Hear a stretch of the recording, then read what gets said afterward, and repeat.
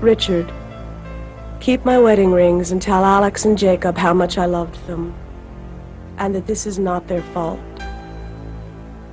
I can't do this anymore. I love you. Please understand. I just can't do this anymore.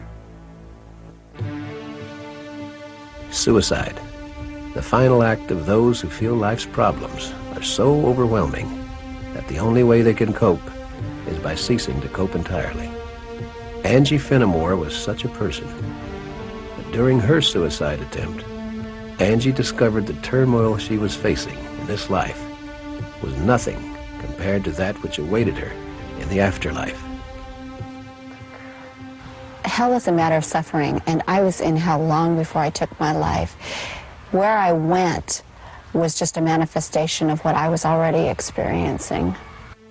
I wanted so badly just to end my life and to be done, and what I found was that I took all that with me, and it was multiplied, just intensified beyond anything that we even have the power of understanding in this life.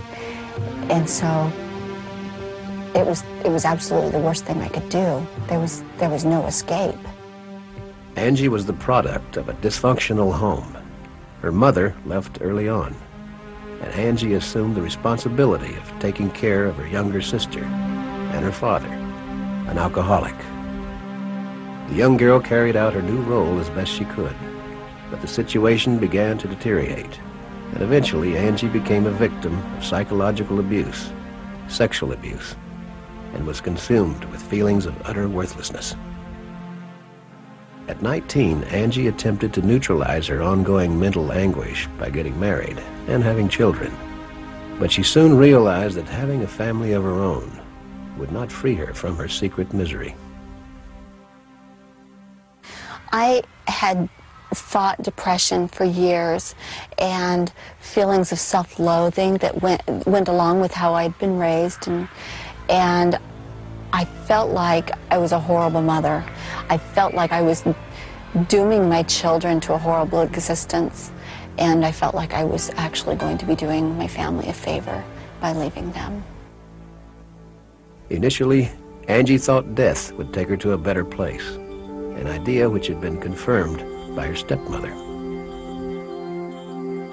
She had gone up to the corner of the room and seen her body when she had suffered a car accident. She had talked about being embraced by love and warmth and peace and not wanting to return back to her body. But such a tranquil transition would not be the case for Angie. My experience was completely different than anything I'd ever heard about. I had a concept of hell, but this was nothing like what I was anticipating at all. Traditionally, hell has been thought of as the final destination for unrepentant sinners and evildoers. Images of lost souls suffering an existence of eternal torment in a pit of fire are familiar. But Angie's experience of the nether world was not one of physical suffering.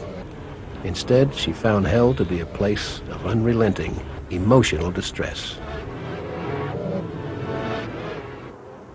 Angie's journey into the abyss began one cold January morning when, after failing to end her life by slashing her wrist, she took an overdose of pills and laid down on a couch to die. When I was dying, I could feel this tremendous energy encompass me, and I could feel my spirit and my body separating. And it was very powerful and far more real than anything I've experienced in this life. As her spirit left her body, Angie became aware of images racing toward her. What I saw was actually my very first memory, and that was of being born. And I saw my mother looking at me and cradling me, and then I went through every moment of my life just exactly as I had lived it, only I felt everybody's feelings. I felt it from everybody's perspective, and I had a completely renewed understanding of what my life had been like and what my parents had really been like and what they were trying to do. And I found it very interesting that my mother was such a significant part of my life. I'd forgotten most of my memories with her because she had left when I was 9. And most importantly, I think I understood that she loved me. As Angie continued to look back on her life, she began to sense that she wasn't alone. I could feel a presence with me. I could feel a person with me. I knew he was male, and I knew he was viewing my life with me. Eventually, Angie's review of her life ended as it began, with her suicide.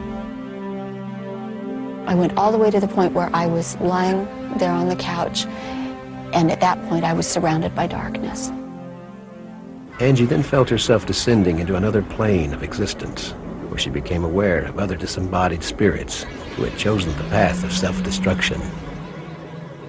They were all kind of mumbling to themselves, completely self-absorbed, caring nothing about anybody else there or about anything but themselves. What was going on was that these people were reliving this worst experience over and over and over again, reliving this agony that they were in, this turmoil, whatever it was that had caused each of them to take their lives. Angie, as well, might have been doomed to this ironic existence for all eternity had she not been called upon. I heard a voice, and it said, "Is this what you really want?" And I looked to see where the voice was coming from.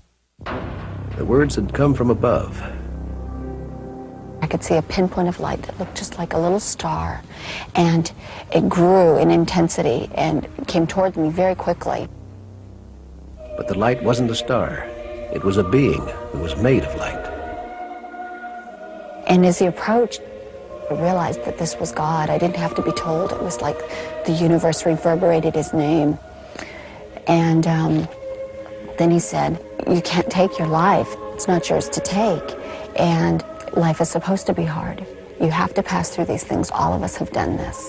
And I was filled, as he spoke to me, with understanding about the purpose of life and what we're doing here and how important it is to think about how you treat other people. And then I felt another presence standing next to him, and I realized it was the same being that had been next to me during my life review. Though Angie could not see this second presence, she sensed an inexplicable connection with him. I could feel this incredible love and peace and compassion coming from him, and pain as well. And I knew that this was for what I had done. And then I heard him say, and I still couldn't see him, but I heard him say, "Don't you understand? I've done this for you." And when he said those words, I understood that I was in the presence of the Savior of the world. And I could feel what he had done for me. I was taken into that experience, into when he suffered for me, and I caught that moment of his life and understood that this was a very real and literal thing that had happened. And then I was shown what would happen to my children if I were to take my life and remain dead. And my oldest son in particular was harmed so terribly by the grief and the pain that he would have to suffer through his life that he was rendered incapable of even completing his mission here successfully. With the knowledge of the potential fate of her children, Angie's desire to die disappeared. And it was at that point that I was ready to come back. I think I just needed to understand that my life is not my own, that what we're doing here is so important, and every life that we touch is important. Angie's return to her body was instantaneous. When I came back, I rushed very quickly through the darkness, and when I opened my eyes, I was lying on the couch, and I could feel all the pain that I'd experienced, the drugs that I had taken, and my husband was coming through the front door at the same time. Looking back on the incident, Angie now realizes how she came to a place where she felt the need to kill herself. I didn't get there because other people had done things to me as much as that I had chosen not to overcome the things that are intentionally given to us, problems, things that we need to overcome so that we can grow. I still have trials that I have to overcome, but the important thing is to find happiness and to actually make happiness. Recently, Angie gave birth to her third child, David, and the happiness which his presence has brought to her is clear. I've often wondered how come I was permitted to come back, and all I can really say about that is that I am filled with gratitude that I was. I don't know for sure. All I know is that I still had purpose here, and that I was important, especially to my children. In her book, Beyond the Darkness, Angie chronicles her most amazing journey and details the information she was given about a scheme to land us all in hell. One of the things that I was told is that there is a being of darkness, that he's very organized and that he has concourses of dark angels that assist him, and their main purpose is to thwart the plan of God, to direct those of us who are here in mortality to do harmful things. But because of Angie's harrowing experience, she knows she can avoid the plans of the Prince of Darkness by living her life in the light.